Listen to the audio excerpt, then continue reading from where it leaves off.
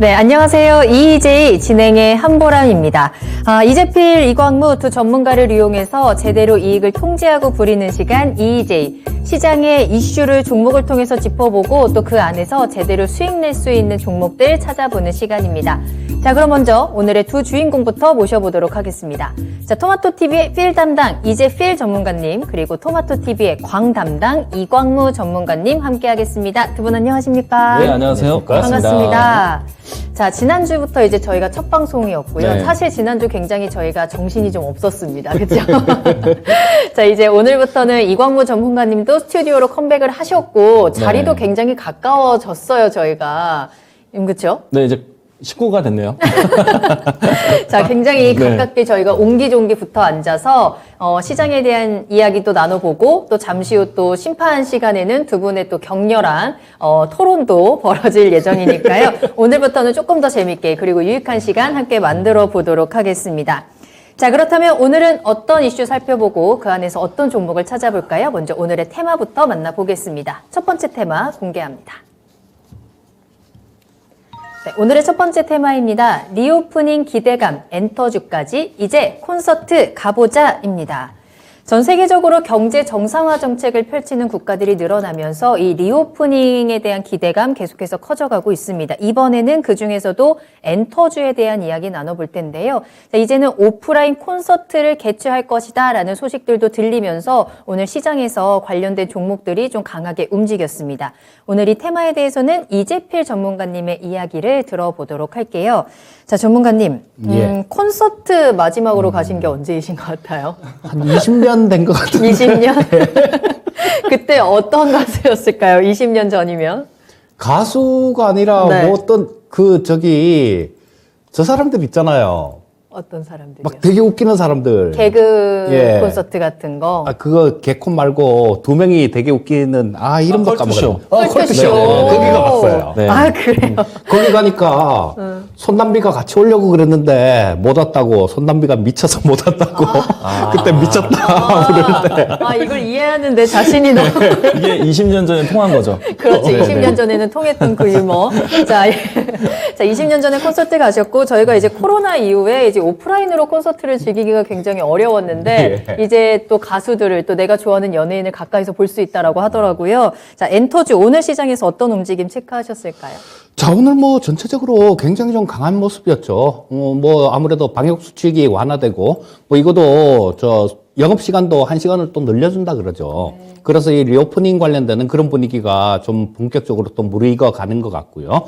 자, 이제 뭐 이 아티스트들이 본격적으로 좀 이렇게 공연을 하고 있는 것 같아요. 그리고 또 이 엔터주의 경우는 2020년도 실적을 보게 되면 상당히 좀 안 좋은 경우가 되게 많습니다. 그런데 2021년도 실적은 괜찮아요. 왜냐하면 2020년에는 코로나라는 걸 처음 딱 당했잖아요. 그래서 당황해갖고 뭐 어떻게 아무것도 못했었는데 그나마 2021년도 같은 경우는 뭐 메타버스다, 뭐 온라인이다, 온라인 콘서트다 이렇게 갖고 막 하는 부분들이 있기 때문에 이런 부분들이 엔터주들은 좀 적응을 해가는 앞으로 뭐 만약에 이런 뭐 팬데믹 상황이라든가 물론 없어야 되겠지만요. 이런 부분도 있다고 하더라도 점점 적응해가는 그런 지금 모습을 좀 보여주고 있고요. 자, 뭐 관련주로는 하이브가 대표적인 종목이 하이브가 있을 수 있겠죠. 참 이거 하이브는 되게 너무 빠졌어요. 42만 원대부터 시작해서 지금 뭐 거의 뭐 20만 원대 초반 정도 22만 9천 원까지 빠졌었네요. 자, 이 이유가 그런 거였었죠. 뭐 실적 부분들이 기대가 되는 부분들이 점점 4분기 실적이 낮춰졌었어요. 처음에는 900억 정도 예상하고 있다가 그다음에 800억 예상하고 있다가 실적 나온 거 보니까 800억도 안 되고 700억 뭐 이렇게 돼 버리니까 신나게 좀 두들겨 맞았는데요. 자, 드디어 이 BTS가 다음 달에 잠실 운동장에서 공연이 예정돼 있다라고 뭐 그렇게 예정이 돼 있습니다. 자, 그리고 이 하이브의 가장 좀 큰 약점이라고 하면 BTS 아티스트들이 거의 별로 없다라는 거 그런 부분이었는데요. 자, 미니진 걸그룹이 올해 데뷔를 한다라고 합니다. 이 미니진이라는 분은 소녀시대, 뭐 샤이니, 엑소, 레드벨벳 뭐 이런 저 아티스트들을 기획한 굉장히 유명한 분이거든요. 그래서 상당히 좀 이 기대가 좀 큰 그런 상황이고, 자, 그 다음에 뭐 신사업으로 메타버스나 NFT 같은 쪽들, 요런 쪽들을 하고 있는데요. 자, 예정대로라면 조금 아쉬운 부분이라면 올해 BTS가 이제 12월 달이나 올해 안에 좀 군대를 이렇게 가는 예, 그런 부분들이 있기 때문에 그 부분은 조금 아쉬운 부분이고요. 뭐 다음 종목은 SM을 볼 수 있을 텐데, 요 SM 같은 경우는 동방신기, 뭐 슈퍼주니어, 소녀시대 같은 경우는 조금 익숙하네요, 저도. 엑소, 뭐 레드벨벳, 뭐 요런 분들 소속사고요. 자, 이 레드벨벳도 3월 달에 공연이 예정돼 있습니다. 그리고 SM 같은 경우는 이수만 회장이 지분을 매각한다라는 얘기가 무성해요. 얘기가 계속 무성하고 뭐 한다 이런 얘기들을 했었는데, 그게 벌써 작년에도 계속 이런 얘기가 나왔었는데요. 뭐 지분 갖고 가는 거는 뭐 카카오엔터가 될 수도 있고 뭐 CJ ENM이 될 수도 있고 그렇다라고 얘기만 무성하게 도는데, 자, 이런 부분에 대해서도 조금 관전하고 지켜봐야 될 포인트다라고 말씀드릴 수 있을 것 같고요. 호재인지 악재인지는 확실하진 않은 건가요? 아무래도 좀 호재로 작용할 가능성이 호재예요? 많지 않을까 싶은 생각이 듭니다. 그래요? 왜냐하면 경영권을 이렇게 줄 때요, 프리미엄을 받거든요. 그래서 잠깐 동안 전에 LG U 플러스 네. 그쪽에 있던 거 매각을 했는데요. 그게 까먹었다, 회사 이름. 근데 매각을 할 때 당시에, 그때 당시에 경영권 프리미엄 때문에 상당히 좀 잠깐 동안이라도 치고 올라가는 그런 경향이 있거든요. 자, 그래서 그런 부분들을 좀 감안해 본다라면 상당히 좀 좋은 그런 사안이다라고 보시면 될 것 같고요. 네.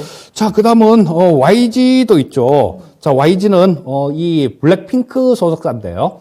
저게 뚜두뚜두라는 노래가 17억 9천만 뷰를 찍었대요. 그리고 Kill This Love라는 노래가 뭐 15억 뷰. 자, 뭐 그러니까 제가 유튜브 찍으면 뭐 한 몇백 뷰 나오는데. 아, 슬프네요. 저희 토마토 TV 몇 뷰 나올까요? 그러니까 여러분들 많이 클릭해 주세요. 예, 좀 하늘과 땅 차이가 되는 거죠. 맞아요. 자, 그래서 뭐 이런 부분들이 좀 있고요. 네. 그 다음에는 JYP 엔터를 들 수 있을 텐데요. 자, 이 JYP 엔터가 가장 좀 먼저 치고 나가는 그런 회사다라고 볼 수 있을 것 같아요. 자, 이 JYP 엔터는 트와이스 소속사인데요. 자, 미국의 5개 도시, 그러니까 LA부터 시작해갖고 5개 도시에 7회 공연 투어를 18일 날 시작했습니다. 자, 그런데 계속해갖고 매진이에요. 매진. 이런 상태니까 가장 먼저 치고 나가는 건 또 JYP 엔터가 가장 먼저 치고 나가는 그런 종목이다라고 볼 수 있을 거고요. 그 다음에는 트레이딩 하기 좋은 종목으로는 조금 작은 종목이 트레이딩 하기가 좋으니까요. 큐브 엔터 같은 종목들, 이런 것들 뭐 적자도 안 나고 꾸준히 조금 흑자가 나면서 조금 끼 있게 움직이니까 뭐 큐브 엔터 같은 것도 그 관련이 좀 있다라고 볼 수 있을 것 같습니다. 네. 자, 오늘 엔터주 관련해서 오늘 특징적으로 좀 강하게 움직였던 종목들, 뭐 거의 우리나라 국내의 굵직굵직한 엔터사라고 할 수 있겠죠. 하이브부터 큐브 엔터까지 좀 짚어드렸는데요. 자, 그렇다면 엔터주 앞서 말씀해 주신 것처럼 좀 많이 지금 떨어져 있는 상황이잖아요. 그렇다면 지금이 좀 저가 매수의 기회로 삼을 수 있는 타이밍일까요? 예, 충분히 그럴 수 있는 타이밍이다라고 생각을 하고요. 아까 말씀드렸듯이 이익의 안정성들이 조금 많이 좋아진 그런 부분들이 있습니다. 뭐 오프라인으로 공연을 안 해도 온라인으로도 이렇게 공연을 하는 그런 모습이, 그렇게 할 수 있는 모습이고요. 분명히 작년도 실적보다는 올해 실적들이 굉장히 많이 좋아졌어요. 이 엔터주들이. 그리고 뭐 말씀드렸듯이 이런 부분들이 계속해서 오프라인 쪽으로 이렇게 지금 공연을 하고 그렇게 된다면 수익성은 더 좋아질 거고요. 또 뭐 대선 후보님들도 그런 말씀을 하죠.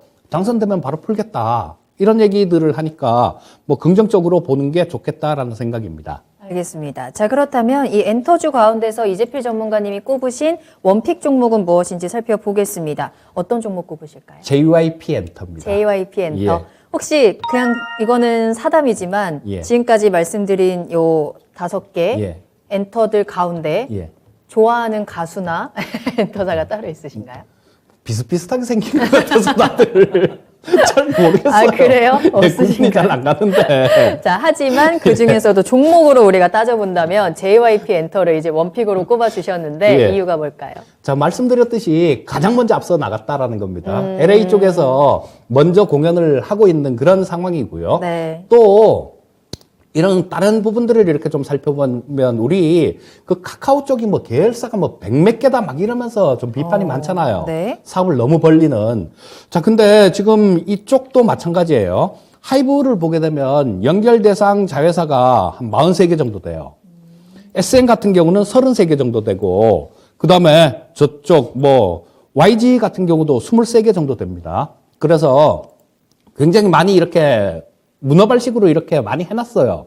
근데 그게 가장 적은 회사가 JYP 엔터인데 이쪽은 한 8개 정도밖에 안 됩니다. 굉장히 적네요. 그렇죠. 비교하면. 그러니까 상당히 좀 내실이 다져지는 그런 기업이다라고 볼 수 있을 것 같고요. 네. 또 실적 부분도 마찬가지예요. 실적 부분도 뭐 다른 쪽은 좀 들쭉날쭉 이런 부분들이 있는데 이쪽 JYP 같은 경우는 그래도 그나마 좀 꾸준하게 좋은 모습들 보여주고 있고요. 또 연결 대상 기업들이 적다 보니까 네. 연결 쪽 영업이익이나 뭐 이런 부분들이요. 연결하고 별도하고 거의 별로 차이가 크게 나지는 않아요. 다른 쪽들 보면 뭐 어떤 쪽들 더블씩 막 이렇게 차이가 나는 경우도 있거든요. 그런 경우는 그렇게 썩 좋다라고 얘기할 수는 없는 거겠죠. 그래서 지금 우리 대기업들도 그렇고 뭐 기업을 카카오가 지금 되게 혼이 나고 있는 게 그런 거잖아요. 뭐 카카오 뱅크 하나 해갖고 페이도 분할하고 뭐도 분할하고 네. 그렇게 해갖고 상장시켜갖고 다 팔고 경영진 다 팔고 그런다고 욕을 먹는 건데 그런 부분을 보게 된다라면 이 JYP 엔터가 가장 좀 접근하기가 가장 편하겠다라는 생각입니다. 네. 채팅창 보니까 이재필 전문가님은 지금 현재 특별히 좋아하는 엔터사가 없어서 전문가님의 원픽 종목은 조금 더 본질을 찾을 수 있겠다. 조금 더 객관적이겠다라는 의견도 올라오고 있네요. 자, 그럼 JYP 엔터 지금 차트 보면서 지금 현재 주가 한번 살펴보면 더 좋을 것 같아요. 오늘은 7% 올랐고요. 47,900원의 거래를 마쳤는데 최근에 뭐 37,000원대 찍고 그래도 조금씩 그렇죠. 올라오는 흐름이기는 했어요. 앞으로 어떨까요? 예. 자, 보시게 되면 지금 차트를 좀 띄워놨는데요. 네. 자, 이쪽에서 한참 동안을 이렇게 횡보를 하는 그런 모습이었어요. 자, 그렇다면 이 자리 같은 경우는 굉장히 좀 단단한 그런 지지선이다라고 보시면 될 거고요. 자, 역시 뭐 이 근처까지 이렇게 빠져내려오니까 바로 이렇게 반등이 나오고 있죠. 자, 최근 들어서는 이 기관 쪽, 이쪽에서도 매수가 상당히 좀 많이 들어오고 있는 그런 상황이고요. 자, 보시게 되면 이 22평선 자체가 좀 강하게 떨어지다가 이렇게 돌아 나오는 초기 국면인 그런 모습입니다. 그리고 밑에서는 이 뭐 잠깐 순간적인 충격들 뭐 이런 것들이 있게 되면 잠깐 깨더라도 이 242평선이 여기서 한번 맞춰주는 모습이었고요. 자, 그래서 뭐 이런 부분들은 조금 빠지더라도 242동평균선이 지지선 역할을 해줄 수 있겠다라는 뭐 그런 생각이 들고요. 또 뭐 여러 가지들 미국 쪽 같은 경우도 지금 뭐 이제는 거의 막 풀어주려는 뭐 47개 주에서 마스크를 안 쓰게 그렇게 한다라는 뭐 그런 뉴스들도 있고요. 자, 그렇다면 다 풀어준다라는 얘기로 봐야 되니까 뭐 이런 쪽이 상당히 큰 모멘텀으로 작용을 한다라고 볼 수 있을 거고요. 자, 그렇게 되면 기술적으로는 이쪽에서 뭐 다중바닥을 찍었고 거기서 한번 확인하는 과정이 나왔고요. 그 다음에 242평선 지금 좀 지지받는 그런 모습이 나왔고 22평선 돌리는 모습이니까 자, 뭐 조금만 더 있으면 이 62평선 자체도 마찬가지 지금 오늘 상당히 좀 강하게 돌파를 한 모습인데요. 자, 이쪽에서 조금 뭐 유지가 되면서 버텨줄 가능성이 상당히 높다라는 생각이고요. 그래서 여기서 만약에 좀 버텨주고 그런 모습이다라면 이 추세 자체는 돌려서 우상향하는 그런 모습이 나올 수 있겠다라고 보시면 될 것 같습니다. 네, 알겠습니다. 자, 오늘의 첫 번째 테마는 엔터주 관련돼서 살펴봤고요. 원픽 종목으로는 JYP 엔터까지 집어주셨습니다. 자, 이번에는 두 번째 테마 살펴보겠습니다. 테마 공개합니다. 자, 두 번째 테마입니다. CBDC 기대감 가속 디지털 위안화가 쏘아 올린 작은 공입니다. 자, 저희가 지난주에도 디지털 화폐 이 CBDC에 대한 이야기를 했었습니다. 베이징 올림픽, 디지털 위안화 관련 이슈들로 종목이 움직였는데요. 올림픽은 폐막을 했지만 관련 종목들은 오늘도 계속해서 움직였습니다. 이번에는 이광무 전문가님의 이야기로 한번 들어보도록 할게요. 자, 전문가님, 올림픽 이후로 이 디지털 화폐에 대한 관심이 점점 더 커지고 있는 것 같아요. 오늘 네. 시장에서는 어땠을까요? 일단 오늘 우크라이나 사태 때문에 전반적으로 시장이 좀 힘들게 출발을 했었거든요. 네. 그런데 이제 장중에 특징적인 종목들 중에서 KCT가 좀 큰 움직임이 나오면서 전체적인 그룹 종목들에 대한 그냥 테마주들을 좀 이끌고 가지 않았나 생각이 되고요.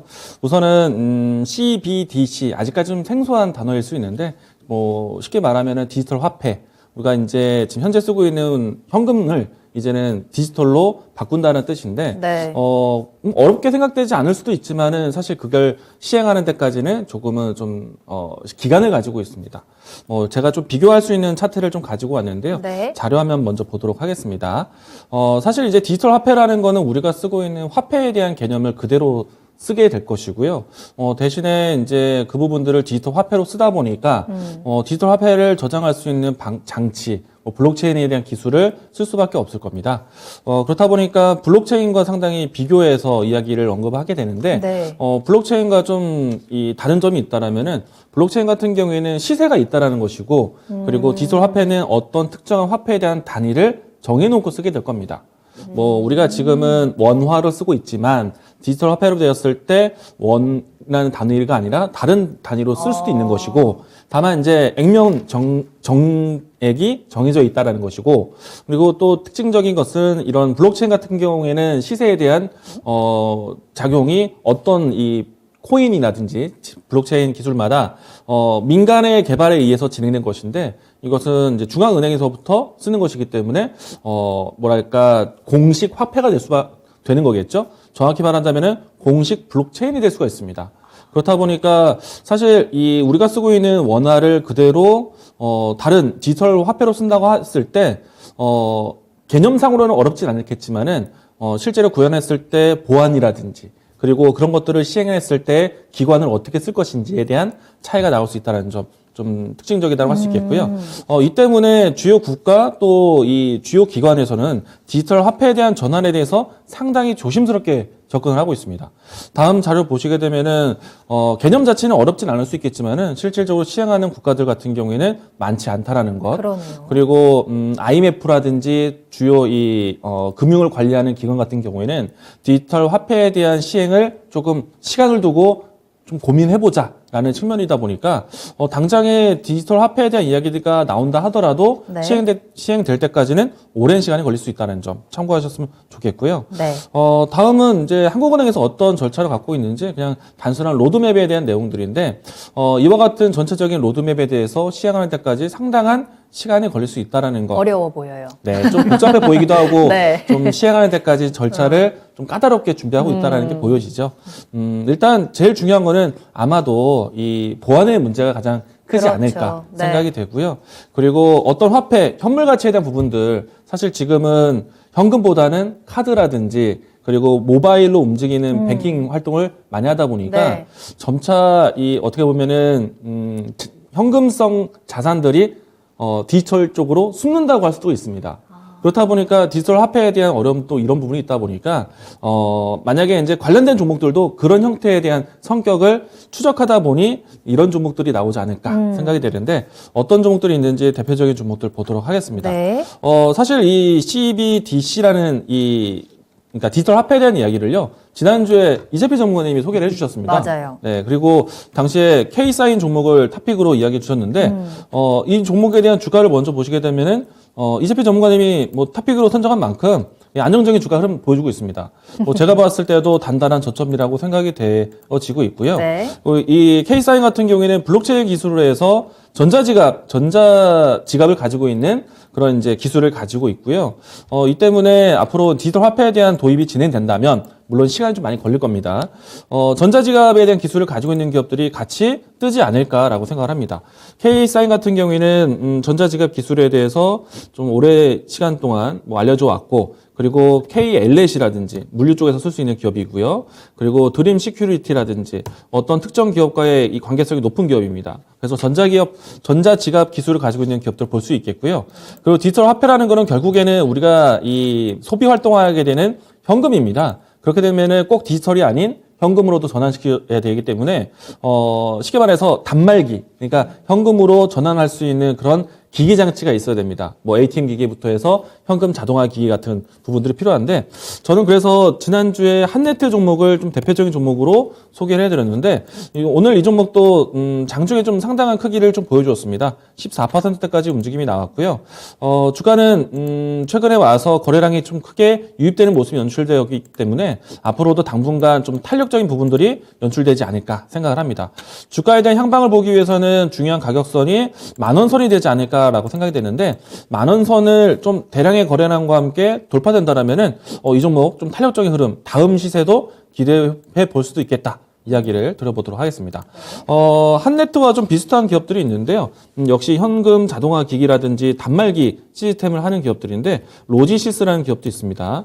보시게 되면은 한네트와 상당히 유사한 그림을 가지고 있는데, 두 종목을 비교했을 때는 한네트가 대장주 역할을 하고 있다. 뭐 참고하시면 좋을 것 같고요. 자, 그 다음에 이제 이런 단말기 기능으로 해서 실질적으로 나중에 이 중앙은행, 그러니까 한국은행이 진행이 되고, 절대적으로 이 정부가 주도해서 진행해야 됩니다. 그렇다 보니까 정부 사업이라고 볼 수 있겠는데, 관련해서는 KCT, 이 종목 같은 경우에는 뭐 기존의 이 단말기 시스템으로 해서 정부 사업을 같이 하고 있는 기업이에요. 그렇다 보니까 오늘 관련된 종목들 움직임이 나왔을 때 가장 큰 움직임이 나오지 않았나 생각이 되고요.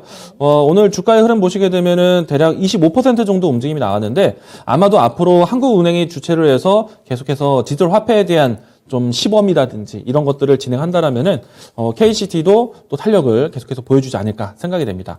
관련된 종목 안에서는 오늘 가장 많은 거래량이 유입이 되었고요. 그리고 주가 탄력은 장중에 25%대까지 다녀오면서 직전에 있었던 전고점에 대한 매물 소화를 한번 테스트를 했다라고 볼 수 있겠고, 가격적으로 본다라면은 이 종목 같은 경우에는 예를 들어서 7,500원 라인대를 돌파 시도해서 안착이 된다라면은 그 다음부터는 실제 탄력이 좀 더 강하지 않을까. 라는 예측이 좀 됩니다. 관련된 종목들 또 보도록 하겠는데요. 오늘 KCS도 관련된 종목, 테마 종목 중에 하나인데요. 보시게 되면은 대부분의 이, CDBC, 그러니까 디지털 화폐에 관련된 종목들이 거래량 유입이 상당히 큽니다. 최근에. 시장에 뭐 전반적으로 분위기가 좀 무겁잖아요. 그렇다 보니까 이 거래 자체가 많이 꺼려지고 거래 대금이 많이 급감하고 있는데, 지금 이 디지털 화폐 관련된 종목들은 은근히 또 시장에 크게 소리 소문 없이 좀 거래량이 크게 변동되고 있는 것이 아닌가 생각이 되고 있습니다. 그래서 이번 주 만약에 주가 차트적으로 했을 때 다시 한번 좀 브레이크 잡고 혹은 반등의 시도 나왔을 때 탄력이 크지 않을까 예상을 합니다. KCS도 보시면 좋을 것 같다라고 정리해서 이야기 드리겠습니다. 알겠습니다. 오늘 움직인 이유가요. 네. 상당히 좀 강하게 움직였는데 미국 쪽에서 장중에 그런 얘기가 돌았었어요.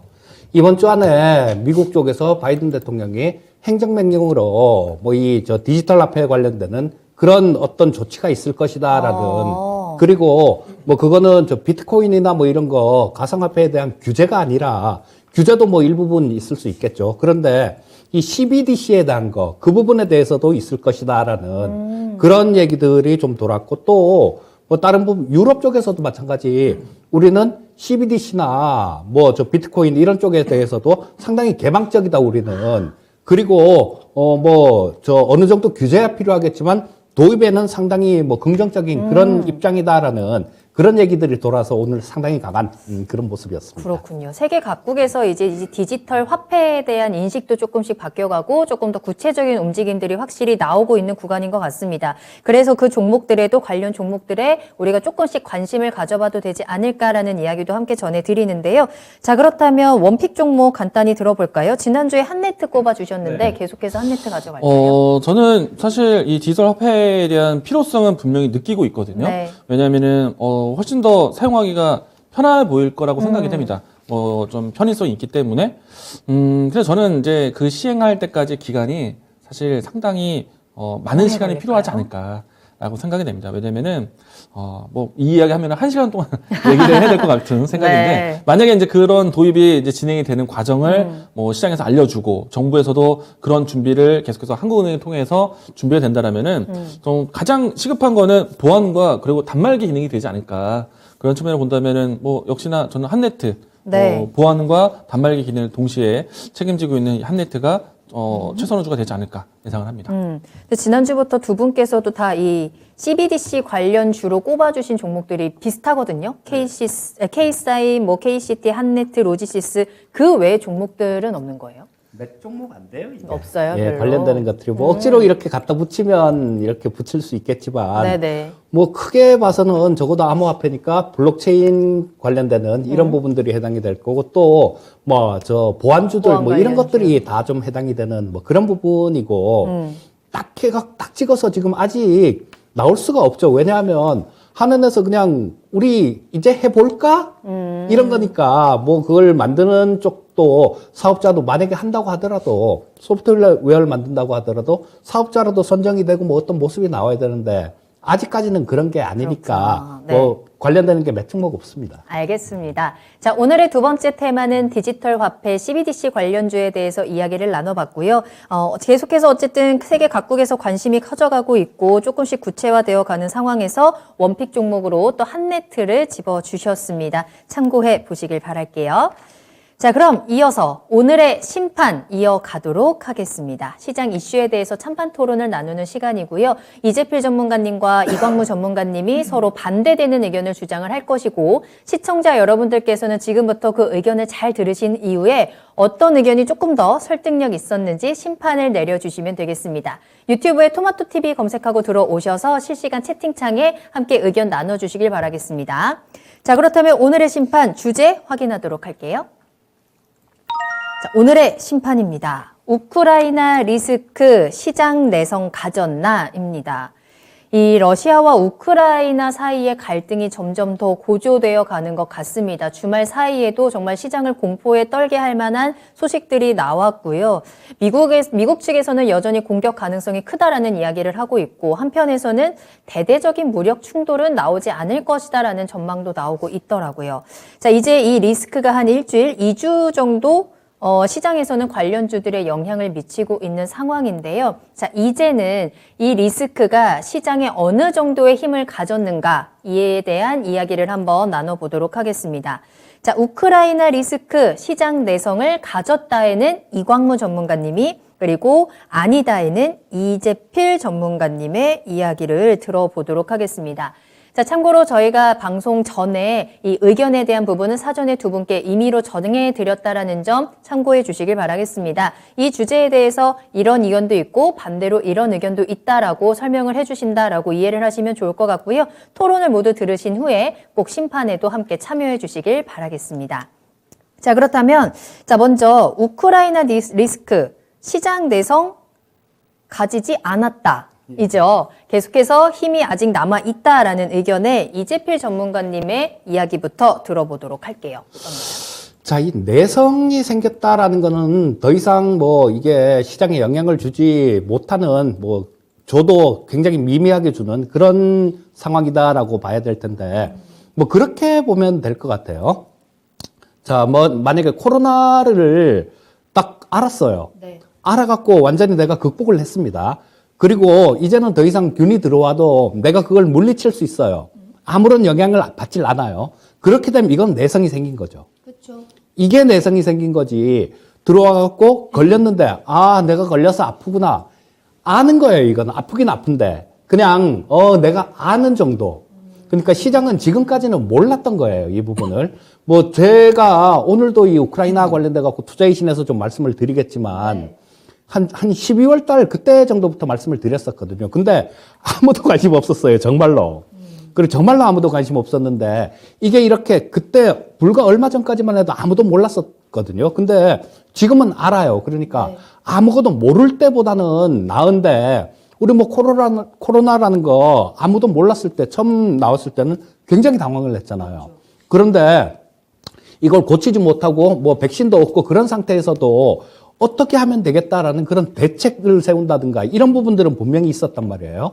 자, 그러면 그게 알기 때문에 두려움이 조금 적어진 거지 내성이 생겼다라는 건 아닙니다. 그리고 이런 부분들은 지금 오늘 지난주에 상당히 좀 미국 시장도 안 좋은 모습을 보여줬었죠. 그런데 여기서 오늘 장중에 나온 얘기가 신나게 두들겨 맞고 시작해서 장중에 나온 얘기가 그런 부분이었었죠. 바이든 대통령하고 푸틴 대통령하고 만날 수도 있다라는 거. 근데 그전에는 뭐 24일 날 외교부 장관끼리 만나기로 했었는데요. 자, 이런 부분들이 지금은 원칙적으로 뭐 만나는데 합의를 했다라고 얘기를 하는데 요거는 우크라이나를 침략 군사 공격을 하지 않았을 때 한한다라는 그런 얘기를 했는데 뭐 공격을 할 수도 있다라는 얘기예요. 자, 이 얘기 같은 경우는 만약에 이게 러시아에서 우크라이나를 공격을 한다든가 이렇게 돼버리면 이거는 또다시 시장은 충격을 받을 수밖에 없습니다. 그러니까 내성이 생긴 건 아니에요. 자, 그래서 협상이 진행되는 그런 분위기에 따라서 얼마든지 결과는 달라질 수 있는 내용이다. 이렇게 말씀드리겠습니다. 알겠습니다. 자, 두려움이 적어진 거지 내성이 생긴 것은 아니다라고 말씀을 해주셨습니다. 자, 계속해서 여러분들 내성이 생겼다, 아니다에 계속해서 투표를 해주시길 바라겠고요. 이에 대해 반격하는 이광무 전문가님의 의견은 어떨까요? 사실 이 지정학적 리스크 그리고 전쟁이라는 단어가 상당히 좀 자극적이잖아요. 전쟁에 대해서 정답이 없다 보니까 아마도 이 내성이라는 단어에 대한 정답을 기준을 정하기 나름인 것 같아요. 근데 조금 전에 얘기해 주신 이재필 전문가님의 시장에서 익숙해진다? 이게 내성이 아닐까라는 제 개인적인 생각인데 일단 뭐 분명한 거는 아직까지 불투명한 건 사실이죠. 그리고 계속해서 이제 우크라이나 안에서 이 내부적인 일이긴 하지만은 반군에 대한 포격에 대한 이야기들이 나오면서 시장이 좀 상당히 혼란스럽다. 그리고 변동성이 크다. 근데 아직까지는 크다라고 생각이 되는데 분명히 시장에서는 이 부분들에 대해서는 좀 이 학습 효과, 이제 노출된 악재에 대해서 단기적인 뭐랄까 과격한 행동이 아니라면은 시장에서는 이 뉴스에 대해서 분명히 학습 효과를 갖는다라는 거죠. 우리 북한과의 관계에서 뭐 포사건이라든지 무력 도발이 나왔을 때 그 일시적인 그 시간에서는 단기적인 변동성은 크게 하지만 결국에는 또 시간이 지나고 난 다음에는 내성을 지니게 되거든요. 지금 우크라이나 흐름도 이 사태에 대해서는 여전히 풀어야 될 내용들이 있지만은 분명히 최근 단기간 동안에 그래도 일시적인 큰 변동성 이후에 그래도 시장에서 내성을 찾아가고 있는 것이 아닌가라고 생각이 되고요. 그리고 일단 그럼에도 불구하고 내성이 지녔냐 안 지녔냐에 대한 기준은 저는 지수가 어느 포인트에서 계속해서 버티고 있는가 이게 중요하다고 생각되거든요. 그럼에도 불구하고 2700선을 오늘도 또 지켜주었고 그리고 차트상으로 봤을 때도 지금 우크라이나에 대한 이슈뿐만 아니라 뭐 금리 인상이라든지 인플레이션이라든지 기타 등등에 대한 내용들이 상당히 많은데 자극적인 전쟁에 대한 이슈 있는데도 불구하고 최근 계속해서 양봉을 유지를 해주고 있습니다. 그러면은 지수 속 안에서 차트적으로 분명히 시장에서 타격을 좀 받고 있지만은 장중에 뭔가 하방 지지에 대한 확인, 내성을 좀 보여주고 있지 않은가 생각을 하고 있습니다. 요 분봉을 좀 먼저 보시면요. 분봉에서 30분봉을 해서 최근의 기조를 좀 보도록 하겠습니다. 보시게 되면은 장 초반에는 상당히 흔들려서 출발을 합니다. 그런데 장중에 모든 악재들의 부분들을 조금 회복하면서 진행이 되고 있다는 점 특징적이다라고 할 수 있겠고요. 그리고 사실 중요한 일정을 앞두고 있죠.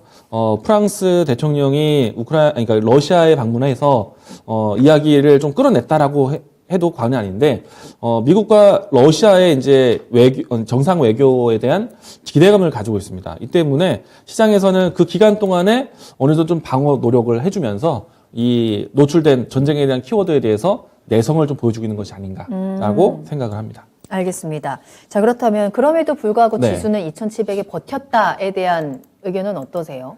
지수 자체하고 이 내성이 생긴 거하고 그거는 약간은 좀 틀릴 수 있는 그런 얘기다라고 봅니다. 자, 계속해서 저도 그런 말씀을 좀 되게 많이 좀 드렸었는데요.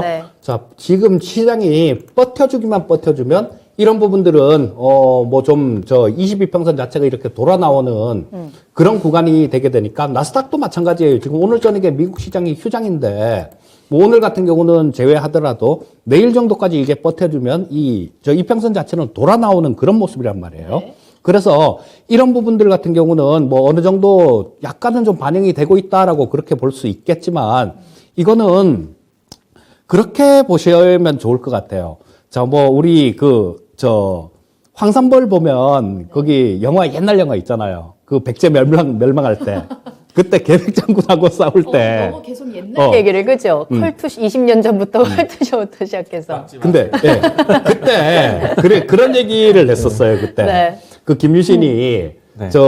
다리 아픈, 나이 많은 병사들 이렇게 갖고, 야, 비 언제 오냐? 그러니까, 무릎 쑤시는 거 보니까 곧 온다고. 그런 얘기 했잖아요. 네. 근데 이거는, 무릎 쑤신다는 거, 이런 것들은 거기에 대한 내성이 생긴 게 아니죠. 그냥 아는 거죠. 쑤신다고 아는 거예요, 그냥. 아는 거고, 좀 뭐, 아플 거니까 내가 조금 조심하자.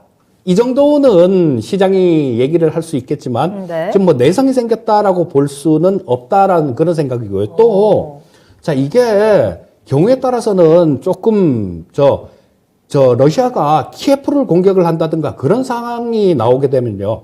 정말 이거는 블랙 스완이라고 굉장히 큰, 뭐 그런 거다라고 봐야 되거든요. 왜냐하면, 자, 우리나라 같은 경우도 거의 뭐, 러시아 쪽에 수출하는 부분들, 이런 것들 거의 뭐 수출 다 막힐 거고요.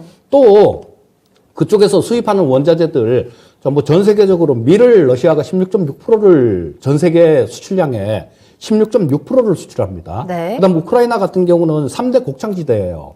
그다음에 뭐 러시아 쪽에 있는 그 지하 자원들, 천연 가스들 뭐 이런 것들도 만약에 유럽 쪽으로 못 간다라고 그렇게 생각을 해버리면요. 이건 내성이 생길 일이 아니에요, 일 자체가. 단지 이런 부분까지 가지 않을 것이다라는 걸 시장은 반영을 하고 있는 부분이고요. 그러니까 약간은 좀 익숙해가는 과정이지 내성은 아니다라고 봅니다. 어떻게 저는 보세요? 단어의 차이가 네. 기준이 좀 다른 것 같긴 한데 익숙해지고 있다가 내성인 것 같아요. 네, 그쵸? 이 내성에 대한 해석부터 우리가 좀 정의를 해야 될 것 같기는 왜냐면은 한데. 일단 앞에서 이야기해 주신 것처럼 네. 우크라이나라는 지정학적 그 위치 때문에 지금 에너지에 대한 대란이 좀 일어나고 있잖아요. 그렇게 되면은 이 위기라고 느끼게 된다면은 에너지 가격에 대한 변동이 굉장히 급변할 거예요. 근데 이제 동시에 지금 이란과 미국의 핵 협상이 좀 진행되다 보니까 유가는 조금 안정을 찾았습니다. 그렇게 본다면은 우크라이나에 대한 리스크가 아주 독보적으로 시장에 영향을 미치고 있지 않다. 어느 정도 이야기를 흡수하고 있다. 그렇다 보니까 전쟁이라는 키워드가 상당히 불특정한 키워드이긴 하지만 네. 지금 지수가 그래도 계속해서 내리막이로 해서 내리꽂는 것이 아닌 그래서 익숙해지면서 버티고 있다라고 생각이 되고요. 네. 그리고 시장에서 가장 큰 직접적인 문제는 이 전쟁이라는 키워드는 모르잖아요. 제가 모르죠. 일으킨 것도 아니고, 그쵸. 예, 우리가 일으킨 것도 아니기 때문에, 불특정한 이 리스크에 대해서 어느 시점에서는 기다릴 겁니다. 이게 터지나 안 터지나. 그러면은 그 이전까지는 아직 일어나지 않은 상태에 대해서 일단 내성을 준비를 하게 되는 거겠죠. 그래서, 만약에 지금 가장 직접적인 타격이라고 생각이 된다면은 저는 금리 인상, 인플레이션, 이 단어는 경제 순환에 대한 리스크가 생길 수 있기 때문에 시장에 당연히 미칠 수밖에 없는 내용이고 네. 전쟁이라는 거는 만약에 지금 우려를 하고 있지만은 만약에 러시아와 미국에 혹은 우크라이나까지 대화를 잘했다. 그 다음에 지수는 어떻게 될까요? 리스크 해소로 해서 크게 올라갈 겁니다. 대화를 잘 했을 경우에 그렇고 대화가 안 됐을 경우에는 재앙이 생길 거예요. 그렇죠. 자, 그러니까 이 부분이 재앙이 생긴다라는 거는 내성이 생겼으면 그런 부분들이 있을 수가 없겠죠. 그러니까 생기기 전에는 지금 얼마만큼 자리를 지켜주느냐. 그리고 익숙하게. 또 한 가지 네. 이런 부분들이 우크라이나 관련되는 이런 부분들이 조금 불확실성이 오래 간다든가 그런 모습이 나오게 되면 금리 인상, 인플레이션 이런 데까지도 분명히 영향을 줘요. 그렇다면 이거는 뭐 정말로 어려운 정말로 큰 그런 사건으로 발전을 할 수도 있는 일이고요. 다만 네. 지금 시장 같은 경우는 이런 부분들을 조금 잘 풀려가겠지. 최악의 경우는 피해가겠지라는 걸 반영하고 움직이는 그런 시장이다라고 보시면 됩니다. 이렇게 정리해도 되나요? 한마디. 지금은 일단은 제 이야기처럼 네. 시장이 익숙해지고 내성을 가지고 있는데 네. 이재필 전문가님 말처럼 아직 터지지 않았기 때문에 지켜보자.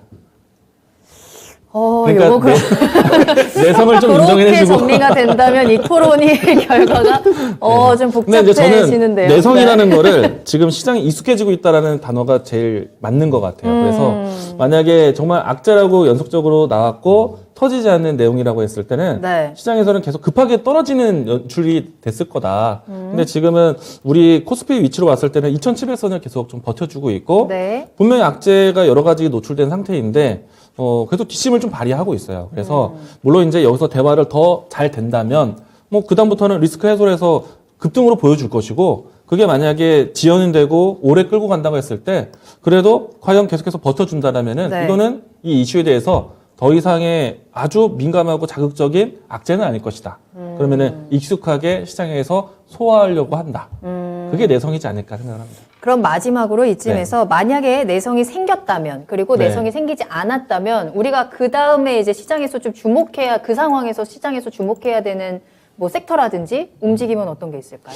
일단 내성은 지금 생길 수가 없는 거예요. 없다. 이거는 생길 수가 없는 게 뭐 터졌다 그러면 뭐 거의 뭐 바이든 대통령도 3차 대전 수준이다 뭐 이런 얘기를 하고요. 그쵸. 살아날 수가 없는 거예요. 이거는 분명히 시장이 그냥 최악의 경우 그런 경우까지는 가지 않을 것이다라는 그런 걸 반영하고 움직이는 그런 시장이고요. 네. 자, 음식료 업종 같은 경우는 전에도 말씀드렸듯이 상당히 좀 괜찮은 그런 모습일 것 같습니다. 왜냐하면 뭐 지금 저 술값도 또 올린다 그러는데요. 맞아요. 네, 술값도 또 올린다 그러는데 맞아요. 뭐 그런 거 올리면 전부 다 그 뭐 주정 회사도 좋고 그다음에 술 만드는 회사도 좋고 그다음에 뭐 또 이런 저런 거 지난주에 좀 말씀을 드렸듯이 이런 부분들이 농산물 가격들 이런 것들이 거의 다 전부 다 뭐 5년 내 최고치를 이렇게 다 찍고 있거든요.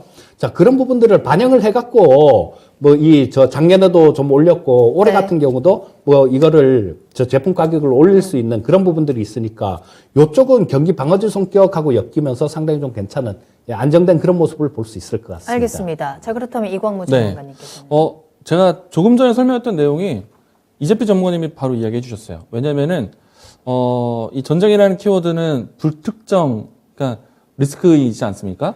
그러면은 이제 정말 직접적인 이슈로 본다면, 네. 금리 인상이라든지 인플레이션, 바로 음식료 얘기해 주시잖아요. 그게 이제 직접적인 요인으로 해서 봐야 할 섹터다. 어허. 그러면은 이제 당연히 인플레이션이라든지 네. 금리 인상에 대한 변화에 따라서 움직일 종목들. 그러면 시장에서 방어적인 역할을 한다라면은 뭐 그 다른 수혜주도 보고 안전하게 실적주도 볼 수 있겠고 그렇게 시장을 판단하게 될 것이다. 지금은 내성이다. 알겠습니다.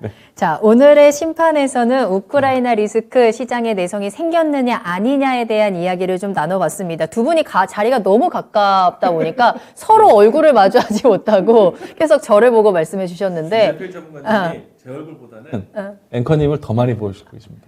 두 분이서 싸우셔야 합니다.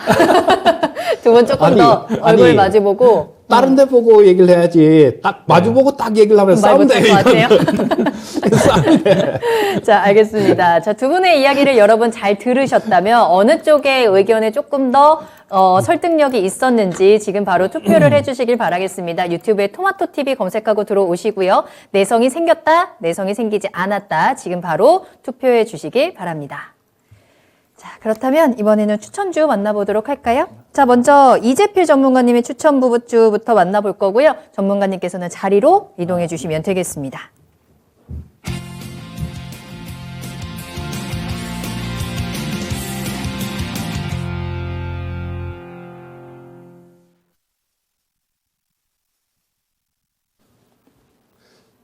예, 자, 오늘 말씀드릴 종목은 월덱스라는 종목인데요. 자, 뭐 아까도 저쪽에서 좀 말씀을 드렸습니다만 지금 올해 같은 경우는 굉장히 좀 뭐 그 연준의 금리 인상하고 그다음에 또 연준이 금리 인상을 하고 돈 긴축을 한다라면 이 경기가 확장이 되기가 상당히 어려운 국면입니다. 자, 뭐 지금 돈의 힘으로 경기를 부양해 왔는데 그 돈을 뺀다라고 그렇게 얘기를 하지 않습니까? 그렇기 때문에 양적 긴축도 뭐 2분기면 시작할 것 같다라는 그런 얘기들도 나오고요. 자, 그렇다면 올해 같은 경우는 평범한 종목들 뭐 이런 것들로는 수익을 내기가 상당히 좀 어렵다라고 보셔야 됩니다. 자, 그냥 올해 같은 경우는 첫째도 실적, 둘째도 실적, 뭐 세 번째는 성장성 이 정도 좀 생각하시면 될 것 같은데요. 자, 실적이 되는 종목들을 매수를 하셔야 된다라는 겁니다. 자, 이 월덱스는 뭐 작년에 공장을 증설을 했어요. 작년에 11월 달에 공장을 증설을 해서 저 5공장을 만들었는데요. 자, 이게 지금 풀캐파로 돌아가고 있습니다. 그냥 100% 공장이 다 돌아가고 있다라는 거예요. 그래서 이 실적 부분들을 좀 한번 보신다라면 작년에 재작년에 1,500억 정도 영업이익 기준으로 흑자가 발생이 됐는데요. 매출액이 1,500억, 그다음에 영업이익이 358억 정도가 발생이 됐는데 작년의 경우에는 1,891억, 그리고 영업이익이 한 435억 정도가 발생이 됐습니다. 근데 이게 5공장이 11월 달부터 돌아간 게 그게 반영이 된 거예요. 자, 그렇다면 작년 11월 달부터 돌아가기 시작한 5공장, 요거는 올해 1월 달부터, 올해는 1년 내내 실적으로 잡히겠죠. 그러니까 상당히 실적이 좋아지는 그런 부분들이 있을 거고요. 자, 공장을 4동을 지금 추가로 건설 계획에 있습니다. 그런데 이 2동은 해외 쪽 거래처에서 빨리 좀 해줘라. 이렇게 돼갖고 올해 될 수 있으면 올해 상반기에 완공을 한다라고 얘기를 합니다. 자, 그렇게 되면 이 전부 다 갖고 있는 캐파가 풀로 돌리면 뭐 한 3천억 정도, 그 정도 캐파가 될 것 같아요. 예전에 여러분들 TCK가 딱 이렇게 움직였습니다.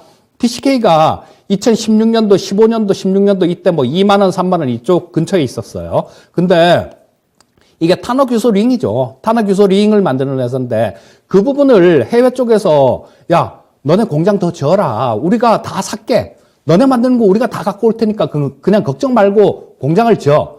자, 이런 내용이 있어서 그 증설을 되게 많이 했거든요. 자, 지금 이 월덱스도 마찬가지입니다. 해외 쪽 바이오 쪽에서 뭐 좀 요청에 의해서 지금 이 생산을 더 하는 그런 모습이고요. 자, 그리고 뭐 이런 부분들이 3천억 정도가 풀캐파로 돌아간다라면, 그렇죠. 뭐 올해 실적 같은 경우는 작년에 2021년도에 435억이 난 거, 이거보다는 훨씬 좋은 그런 실적이 나올 겁니다. 그리고 지금 새로 만들고 있는 5공장, 6공장은 하반기부터 실적에 반영이 될 테니까요. 자, 작년에 11월 달부터 가동한 공장은 올해 1년 내내 되고, 그 다음에 공장 2동은 또 올해 하반기부터 실적이 나오게 되고, 자, 그 다음에 또 공장을 2동을 더 지을 계획이 있다라고 말씀을 드렸죠. 내년에는 어떻게 될까요? 이 올해 하반기부터 지은 이 공장도 마찬가지, 내년에는 1년 내내 이렇게 계상이 될 겁니다. 그리고 또 마찬가지 2동 더 짓는 공장들, 이런 부분들도 후년의 실적에 또 플러스 요인이 될 테니까, 자, 그렇다면 재작년보다 작년이 좋았고, 작년보다 올해가 좋고, 올해보다 내년보단 후년이 좋다라는 얘기입니다. 이 실적 부분들이 이렇게 꾸준히 증가가 되는 부분들이 있다라면 이 기업은 분명히 좀 좋은 그런 행보를 보일 것 같고요.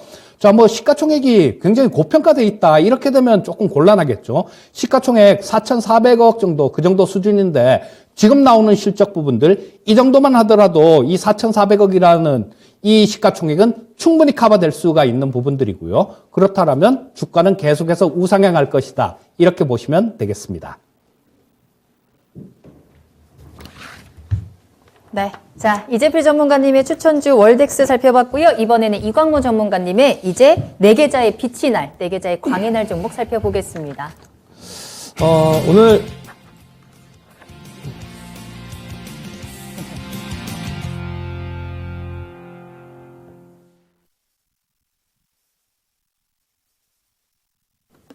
네, 오늘 제가 준비한 종목은 엔터테인먼트 종목 중에 하나인데요. 하이브 가지고 왔습니다.